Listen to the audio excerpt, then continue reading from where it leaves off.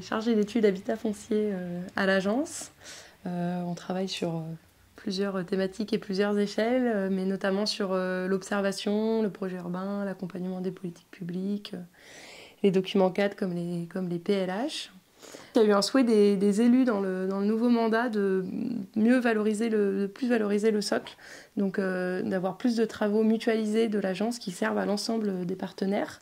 Il y a eu 3 actes dans la mutualisation du socle, sur le ZAN, sur la prospective et donc sur l'observation. Et dans ce cadre-là, un des atterrissages, ça a été de dire que ce soit l'agence qui achète les données Perval et les données CECIM et non plus l'OFPI, l'Observatoire foncier partenarial de l'Isère.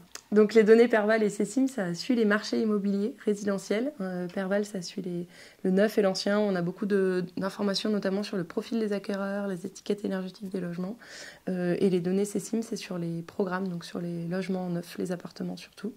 Et donc pour les valoriser, elles sont maintenant incluses dans vos territoires à la carte. On a plusieurs indicateurs donc, sur les marchés immobiliers. Et donc on a créé cette nouvelle publication qui s'appelle e-mode de vie. Et l'objectif, c'est d'éclairer les modes de vie avec les marchés immobiliers. Et donc chaque année, il va y avoir une thématique qui va être choisie, un public cible.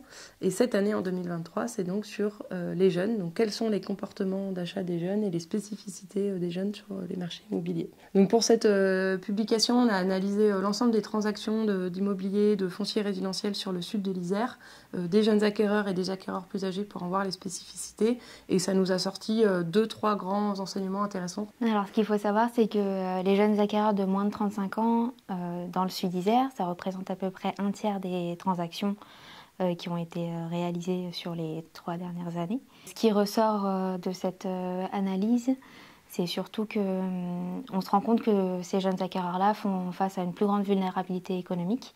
Ce qu'on voit aussi, c'est que dès qu'on a des conditions d'accès au crédit qui durcissent, on voit la part des jeunes acquéreurs qui diminue. Il est de plus en plus difficile pour les jeunes acquéreurs d'acquérir un logement dès lors qu'ils n'ont pas un emploi stable.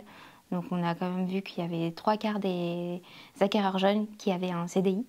Et ces jeunes acquéreurs-là, on les retrouve surtout dans les communes urbaines, contrairement aux autres acquéreurs.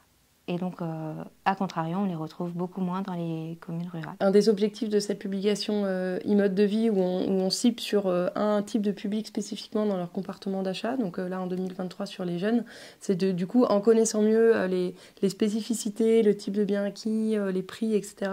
Des jeunes, c'est derrière mieux comprendre comment ils fonctionnent et donc de mieux adapter l'offre en logement qui est développée sur leur territoire à partir de leurs besoins.